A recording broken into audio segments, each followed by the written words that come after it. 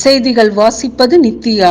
புவனகிரி அருகே சென்னை கும்பகோணம் தேசிய நெடுஞ்சாலையில் சொகுசு கார் வாய்க்காலில் பாய்ந்து விபத்து. குமாரகுடி வளைவு பாலத்தை அகற்றாமல் விபத்துக்கு துணை போகும் அரசு அதிகாரிகள், வாகன ஓட்டிகள் குற்றச்சாட்டு. கடலூர் மாவட்டம் சேத்தியாத்தோப்பு அருகே சென்னை கும்பகோணம் தேசிய நெடுஞ்சாலையில் குமாரகுடி வளைவு பாலம் இருந்து வருகிறது.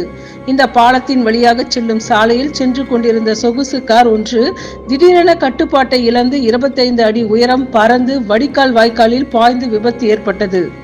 சொகுசு காரில் வந்த 4 பேரில் ஓட்டுநருக்கு படுகாயம் ஏற்பட்டு 4 பேரும் மருத்துவமனையில் அனுமதிக்கப்பட்டனர்.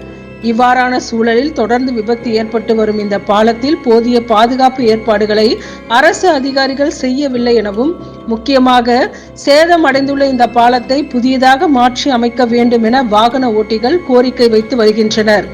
இதுவரை 10க்கும் மேற்பட்ட விபத்துக்கள் இதே போன்று ஏற்பட்டுள்ளதால் உடனடியாக பழுதான பாலத்தை மாற்றி அமைக்க வேண்டும், தற்காலிகமாக விபத்து தடுப்பு முன்னெச்சரிக்கைகளை மேற்கொள்ள வேண்டும் என பொதுமக்களும் வாகன ஓட்டிகளும் வேதனையோடு தெரிவித்து வருகின்றனர்.